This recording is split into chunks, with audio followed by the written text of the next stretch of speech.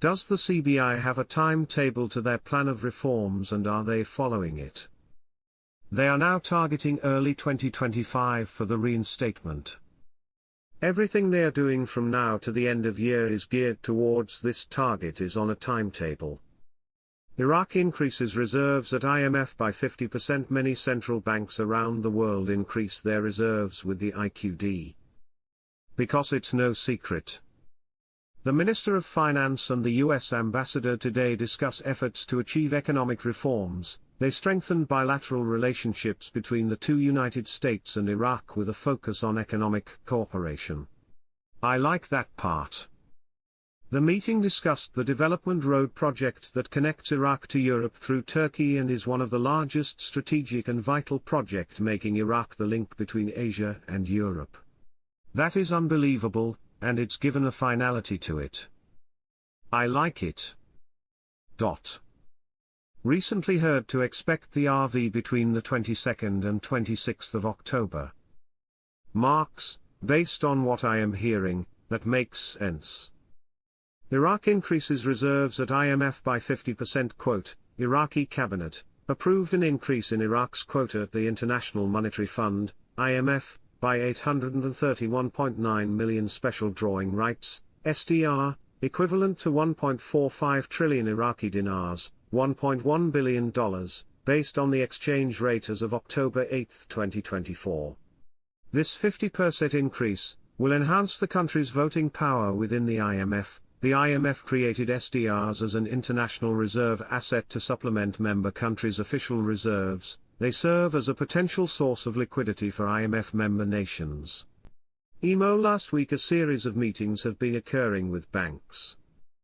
The Central Bank of Iraq is sending out a beacon a submarine ping. This data, information, intel, is coming, and it's now coming fast to all these US banks. They went from denying and saying it's a scam to, they're saying we'll talk to you soon.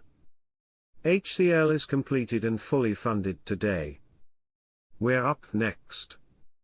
BABYSMM, HCL stands for hydrocarbon law. It is the law that divvies up the profits from Baghdad's sale of oil, with profits going to the other parts of Iraq. There has always been a back and forth about how much of a profit percentage the other parts of Iraq would receive. Today Kurdistan government announces September salary payments. They used to be a year or 6 months behind, but now in October they announce paying September salaries. To me this means money is moving. This is an HCL requirement that is happening. I think HCL is done and they are hiding the announcement.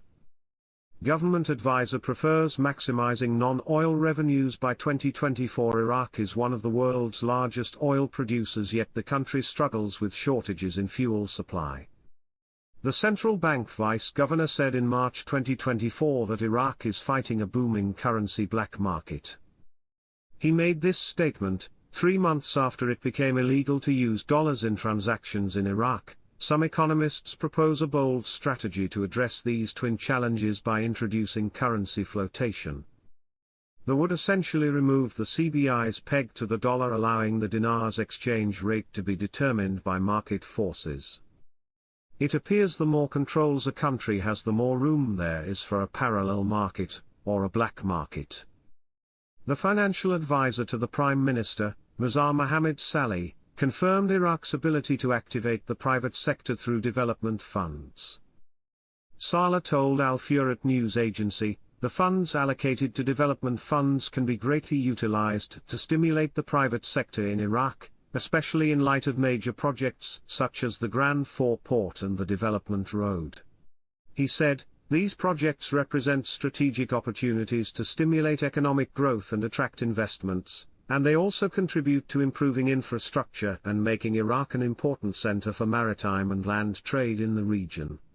Saleh pointed out that development funds can direct part of their investments to 1. Infrastructure supporting the private sector, through financing road, railway, port and airport projects, which contribute to improving the business environment and facilitating transportation and shipping operations. 2. Financing small and medium enterprises, encouraging the growth of these projects through financial facilities such as soft loans or providing guarantees, which contributes to creating job opportunities and improving the local economy. 3. Investing in technology and innovation, supporting the development of the private sector's technical capabilities by financing research and development and encouraging companies to adopt new technologies that improve productivity and efficiency. 4. Developing the logistics sector, providing financial support for logistics projects that contribute to supporting the port of 4 and linking Iraq to regional and international markets. 5. Stimulating the industrial sector, allocating funds to develop national industries, especially those related to energy, manufacturing industries, and petrochemicals, to expand the local production base and enhance its competitiveness in global markets, noting the importance of the 5 industrial cities and economic zones proposed to be established on the path of development and their role in this regard.